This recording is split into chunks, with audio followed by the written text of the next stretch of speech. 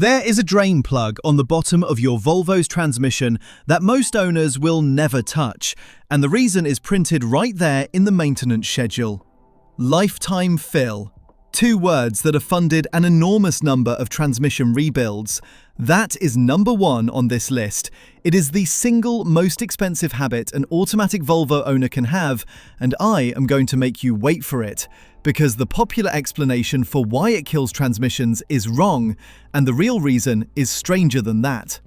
An automatic Volvo is a tough machine. The ASIN units bolted into the XC90, the XC60, the S60, the V70 and the S90 will run past 200,000 miles if you let them. But they are quietly picky in ways that nothing else on the road is, and almost every habit that shortens their life is a habit somebody brought over from a different car. Some of these you are doing this week. One of them you probably do every single time you park. And the last one is the one Volvo's own service book tells you that you never need to do at all.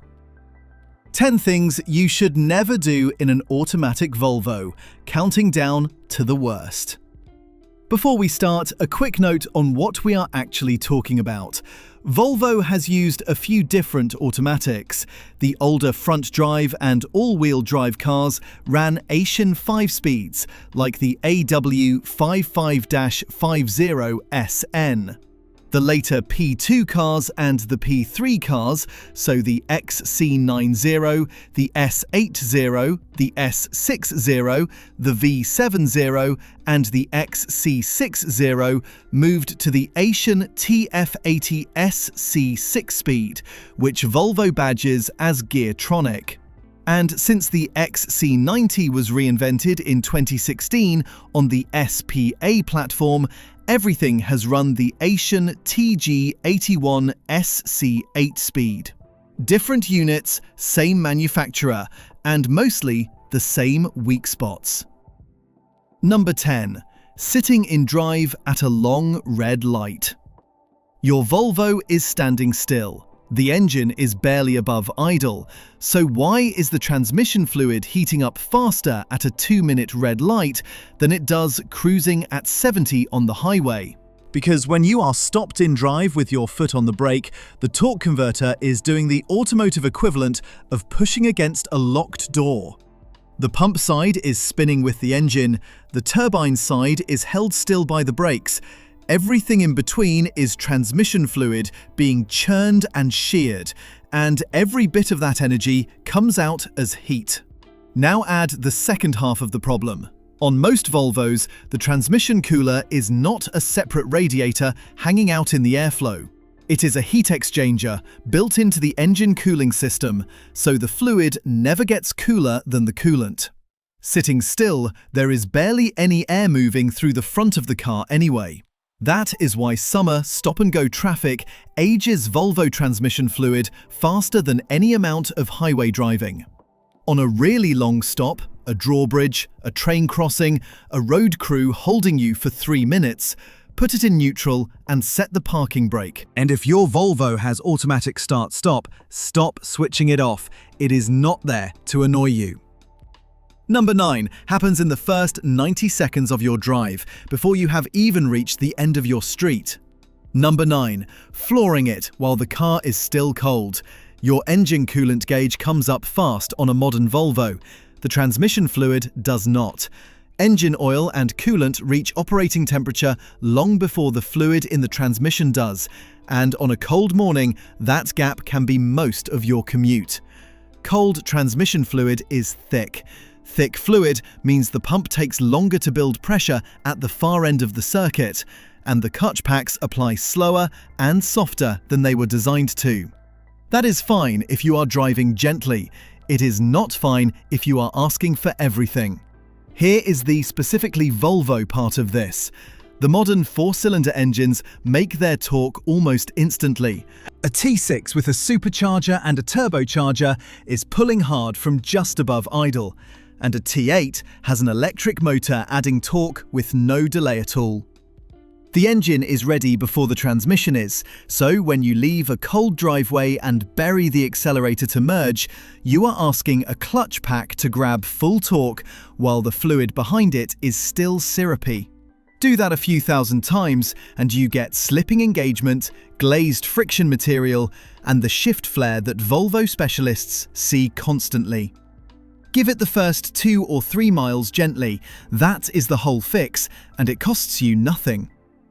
Number 8 is one that people do on purpose because they are convinced it is helping. Number 8, rocking out of snow by slamming between drive and reverse. You are stuck, snow up to the rocker panels, one tyre spinning, so you slap it into reverse, then drive, then reverse, faster and faster, trying to build a rhythm. Every one of those direction changes asks the transmission to release one clutch pack completely and apply another one while the wheels are still turning the wrong way. In an Asian automatic, reverse runs through its own clutch pack, and you are asking it to reverse a spinning driveline. The shock does not stop at the transmission either. On an all-wheel drive Volvo, it travels straight into the angle gear and down the drive shaft to the coupling at the back, and those parts have far less margin than the transmission does. If you must rock the car, let it come to a complete stop between every direction change. Straighten the wheels. Use light throttle, not full throttle.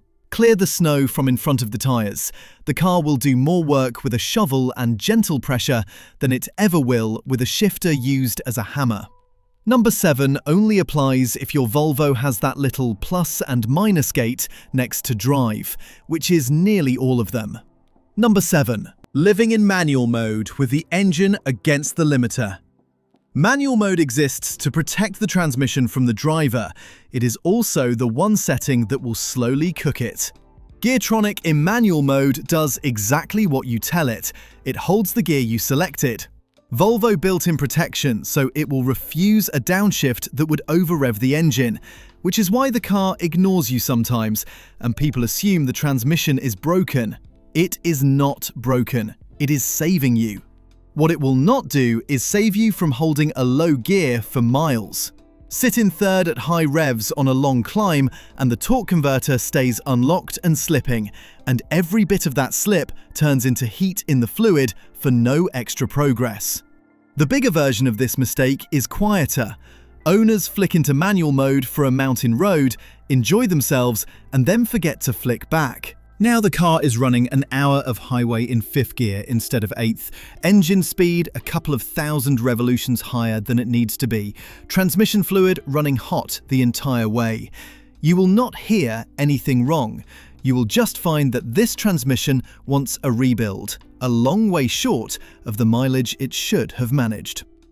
Number 6 takes less than a second and can cost you the ability to park on a hill. Number 6. Selecting park before the car has completely stopped.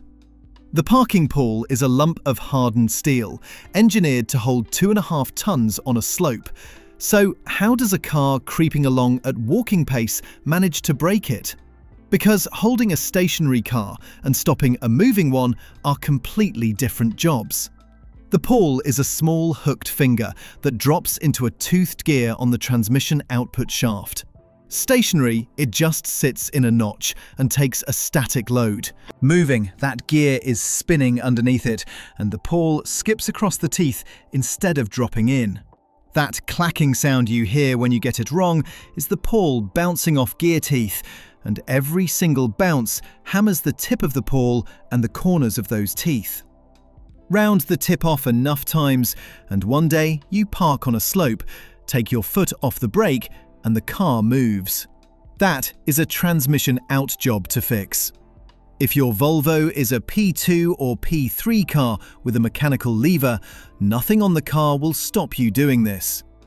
Newer SPA cars with the electronic shifter and the separate park button will usually refuse above a crawl, but the older ones will not argue, and the better habit works on every one of them. Come to a full stop, hold the brake, set the parking brake, and then select park.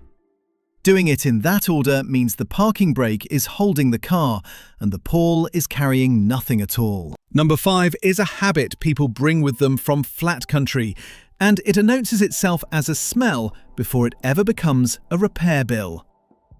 Number 5. Riding the brakes down a long descent instead of downshifting. Rolling down a mountain in drive uses no fuel and takes no effort. So why is it the fastest way to boil your brake fluid? Because your Volvo is trying to be helpful. Coasting downhill with your foot off the accelerator, the transmission sees a light load and shifts up to the tallest gear it has. Tall gearing means low engine speed. Engine braking effectively disappears, and now every bit of energy from 2 tons of car descending a mountain has to be turned into heat by 4 brake rotors and nothing else.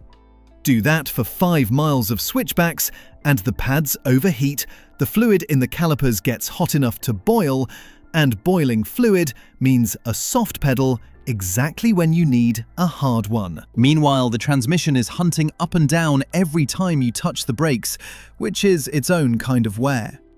The fix is the gate you are already ignoring. Pull into manual mode, select 4th or 3rd depending on how steep it is, and let the engine hold the car. On a T8 hybrid, use the B position instead, which increases regenerative braking and puts that energy back into the battery. Some all-wheel drive Volvos also have hill descent control for slow, steep stuff, and it works properly. Number 4 takes about 2 seconds, sounds fantastic in a parking lot, and is the fastest way to hurt an automatic that was otherwise perfectly healthy. Number 4. Revving in neutral and dropping it into drive. Engine at 3,000 revolutions in neutral, nothing connected to the wheels. You pull the lever back into drive. The clutch pack that engages first has to absorb all of the rotational energy stored in the engine and the torque converter all at once, with nothing in between to modulate it. Under normal driving, the transmission control module manages that engagement precisely.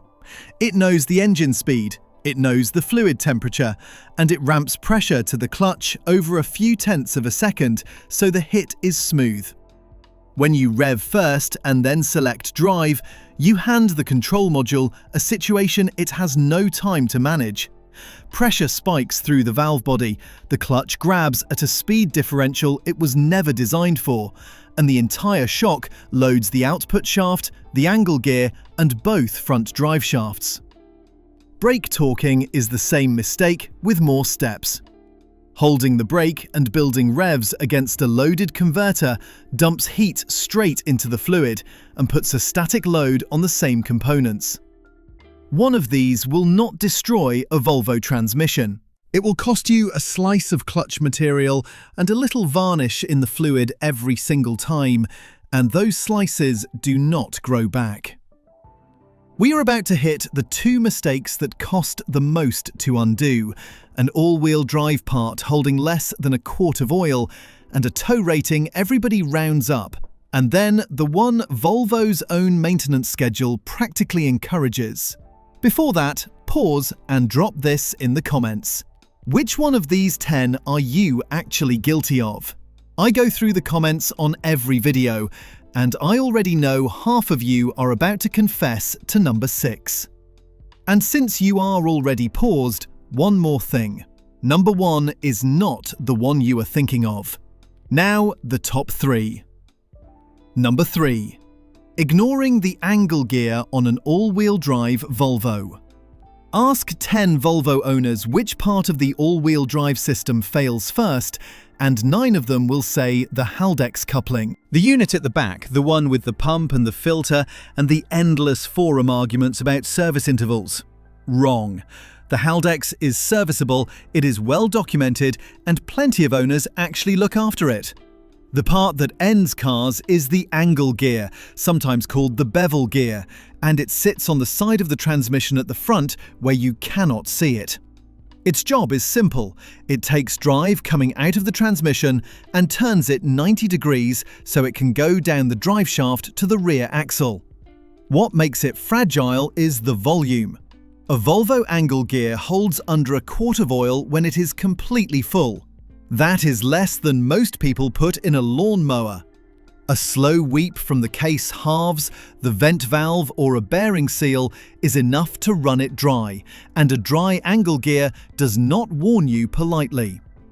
The second killer is tyres. If one tyre on an axle is significantly more worn than the others, or you replace 2 instead of 4, the front and rear of the car are permanently geared against each other. That difference has to go somewhere, and it goes into the collar and splines inside the angle gear. This is why every Volvo all-wheel drive guide begs you to replace tyres in matched sets. Volvo lists this oil as fill for life on a lot of models.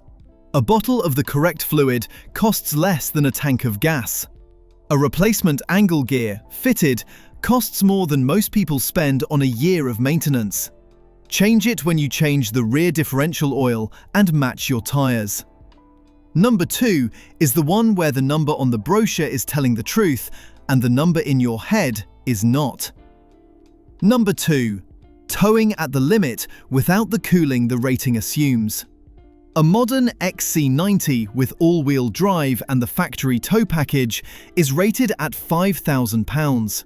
Front drive versions of the same car were rated at £4,000. The older XC90 was also a £5,000 car with the factory tow bar. Notice how many times the words factory tow package appear in that paragraph. That rating is not a number the transmission achieves on its own. It assumes the Volvo hitch, the Volvo wiring, and the trailer software that changes how the car manages shifting, stability control, and cooling when it knows a trailer is attached. Bolt an aftermarket hitch to the rear structure, hook up a trailer, and the car does not know. It behaves exactly as if you are driving unloaded, which means it holds tall gears, locks the converter early, and lugs the engine. And all of that shows up as heat in the fluid. And remember where the transmission cooler lives on most Volvos? Inside the engine cooling circuit. So, on a long grade in summer, with a hot engine and a heavy trailer, there is no separate path for the transmission to shed heat. Technicians use a rough rule of thumb that every extra 20 degrees Fahrenheit above the fluid's design temperature roughly halves how long that fluid lasts. You can undo a service interval's worth of fluid life in a single weekend. There is a nastier version of this too. Volvo specialists sometimes find engine coolant that has leaked internally into the transmission fluid through that shared heat exchanger. Coolant in transmission fluid destroys its lubricating properties, and it happens quietly. If your fluid ever comes out looking like a milkshake, the transmission is the second problem. Which brings us to number 1, and to the explanation I told you was going to be wrong. Number 1. Trusting the words lifetime fill.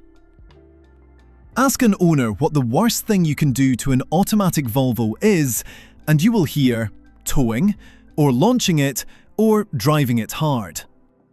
Wrong. All 3 of those are on this list, and none of them is number 1. The most expensive thing you can do to an automatic Volvo is nothing at all. Volvo describes the transmission fluid in these cars as a lifetime fill. It is worth asking, whose lifetime? Independent Volvo specialists have been blunt about this for years, and the big aftermarket parts houses put it about as plainly as anyone.